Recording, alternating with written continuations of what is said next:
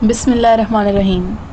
तो आज हम पढ़ने जा रहे हैं जी हैप्लॉइड और डिप्लॉइड के दरमियान का डिफरेंस, जो कि बहुत से बच्चों को समझ नहीं आता।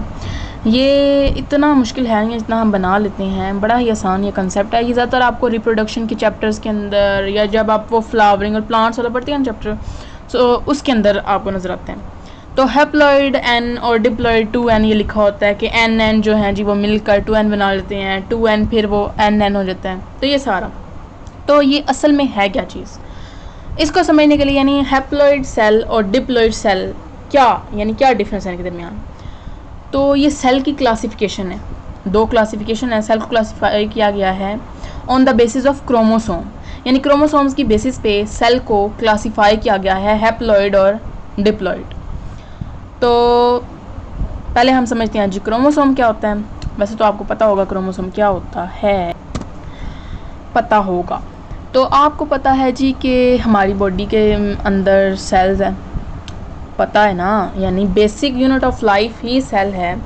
जैसे हम किसी इमारत का ईंट के बगैर या ब्लॉक के बगैर तस्वर नहीं कर सकते, इस तरह किसी भी लाइफ का सेल के बगैर तस्वर नहीं कर सकते, इमेजिन नहीं कर सकते हम कि सेल के बगैर कोई लाइफ है। तो सेल क्या है जी कि सेल तो आपको पता है। आज हम सेल के बारे में बात नहीं करने वाले। ये आपको मैं एक सेल मैंने ये बनाया हुआ है और इसके अंदर ये न्यूक्लियस टाइप से बनाया हुआ है, और ये जो आपको नज़र आ रही है ना, ये थ्रेड लाइक स्ट्रक्चर, ये बटरफ्लाई की तरह छोटे छोटे, इनको हम क्रोमोसोम कहते हैं। और ये क्रोमोसोम आपको ड्यूरिंग सेल डिवीजन, ये मैंने ऊपर लिखा हुआ है ड्यूरिंग सेल डिवीजन, ये आपको सेल डिवीजन के दौरान सेल के न्यूक्लियस के अंदर नज़र आते हैं। ठीक है, अब यहाँ पे सवाल उठता है कि ये पहले क्यों नहीं होते, ये बाद में क्यों नहीं होते, ये क्या ये कोई मैजिक है या कोई मतलब जिन है जो फ़ौरन तब नमूदार होगा और सेल डिवीजन के दौरान और बाद में गायब हो जाएगा। तो ऐसा कुछ नहीं है। असल में क्रोमोसोम होता क्या है, क्रोमोसोम होता है डीएनए का और प्रोटीन का। हिस्टोन प्रोटीन आपको पता होगा, वो आगे आप पढ़ेंगे चैप्टर्स के अंदर। तो डीएनए और प्रोटीन ये दोनों जब कॉइल अप होकर बड़ी ही कंडेंस फॉर्म बना लेते हैं, एक थ्रेड लाइक फॉर्म बना लेते हैं, धागे नुमा साख्तें बना लेते हैं। उन थ्रेड लाइक फॉर्म या उर्दू में अगर बोलूँ तो धागे नुमा साख्तों को हम क्रोमोसोम्स कहते हैं। ठीक है, और ये सेल जब सेल ने डिवाइड होता है उस वक्त उसका डीएनए जो है और जो उसकी वो प्रोटीन है वो सारी एक कंडेंस होकर इस तरह की शक्ल बना लेते हैं, और इस शक्ल को ही हम क्रोमोसोम कहते हैं। असल में होता क्या है, डीएनए और प्रोटीन। ठीक है, वो जब इस तरह की फॉर्म बना लेंगे तो उसको हम क्रोमोसोम कहेंगे। और जब सेल डिवीजन हो जाती है उसके बाद वो फिर दोबारा से डीएनए अलग होना शुरू हो जाता है, प्रोटीन डीएनए वो फिर से डिस्पर्स होना शुरू होते हैं। तो आपको क्रोमोसोम कैसे नजर आएगा? क्रोमोसोम बेसिकली है क्या, फॉर्म है, एक शक्ल है, एक यानी सेल डिवीजन के दौरान जब डीएनए और हिस्टीन प्रोटीन कंडेंस होकर एक थ्रेड लाइक शक्ल बनाते हैं उसको हम क्रोमोसोम कहते हैं। तो क्रोमोसोम पे बहुत ज़्यादा चर्चा हो गई है। अब हम हैप्लॉइड और डिप्लॉइड, आज हमारा जो बेसिक क्या कहें जो मकसद है आज पढ़ने का वो है हैप्लॉइड और डिप्लॉइड के दरमियान डिफरेंस समझना। तो क्रोमोसोम्स ये आपको मैंने यहाँ पे बनाया हुआ है, ये इसको हम क्रोमोसोम बोलते हैं, और इसके ये आर्म और ये आर्म है इसको हम क्रोमेटिड बोलते हैं, और ये जो दरमियान में है इसको हम सेंट्रोमेयर बोलते हैं। ये जो आप जहाँ पे ये दोनों बाजू जुड़ती हैं ना, आपके दोनों आर्म जुड़ती हैं क्रोमोसोम की, उसको हम सेंट्रोमेयर बोलते हैं। हैप्लॉइड और डिप्लॉइड सेल क्या है, चलें जी उसकी तरफ चलते। हाँ, तो ऐसा सेल जिसके न्यूक्लियस के अंदर during cell division chromosomes unpaired हो, यानी इस तरह ये एक क्रोमोसोम्स है, ये अनपेयर्ड है, और ये क्रोमोसोम अगर इस तरह हो, ये ज़्यादा थोड़ा मोटा बन गया है, वैसे होता नहीं है इतना मोटा, जब ये दो इस तरह पेयर्ड हों तो उसको हम बोलेंगे डिप्लॉइड। यानी ऐसा सेल जिसके न्यूक्लियस के अंदर क्रोमोसोम्स जोड़ियों की शक्ल में यानी पेयर की फॉर्म में होंगे उसको हम डिप्लॉइड बोलेंगे, और ऐसा सेल जिसके न्यूक्लियस के अंदर क्रोमोसोम्स अनपेयर्ड होंगे यानी इस तरह होंगे, ये जो सिंगल इसको हम बोलेंगे हैप्लॉइड क्रोमोसोम। आपको पता है ह्यूमन बींग्स के अंदर 46 नंबर ऑफ क्रोमोसोम्स होती हैं, यानी कि 23 पेयर्स होती हैं।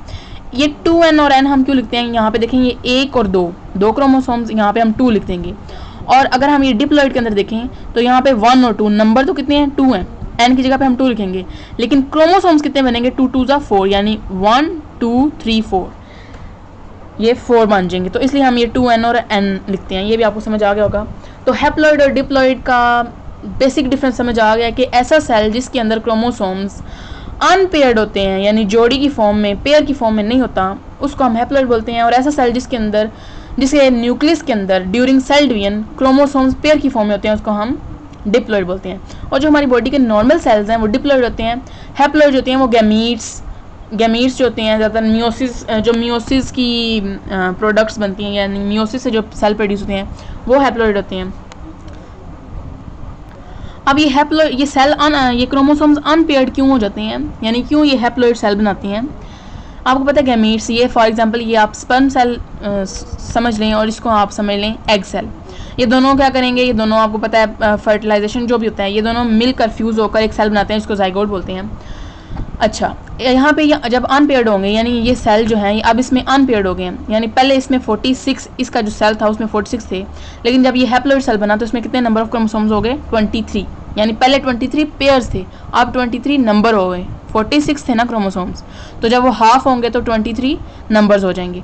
इसके अंदर भी 23 नंबर्स ऑफ क्रोमोसोम्स होंगे। जब ये दोनों मिलेंगे तो नंबर ऑफ क्रोमोसोम्स कितने हो जाएंगे 46। यानी ये हैप्लॉइड वाला फिनोमिना क्यों होता है, ये क्रोमोसोम्स अपने आप को अनपेयर क्यों करते हैं, ताकि नंबर ऑफ क्रोमोसोम्स एक जनरेशन से दूसरी जनरेशन में सेम रहें।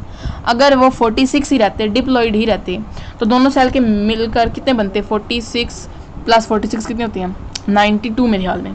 तो 92 नंबर ऑफ क्रोमोसोम्स होते हैं और वो एक अलग सी स्पीशीज बन जाती।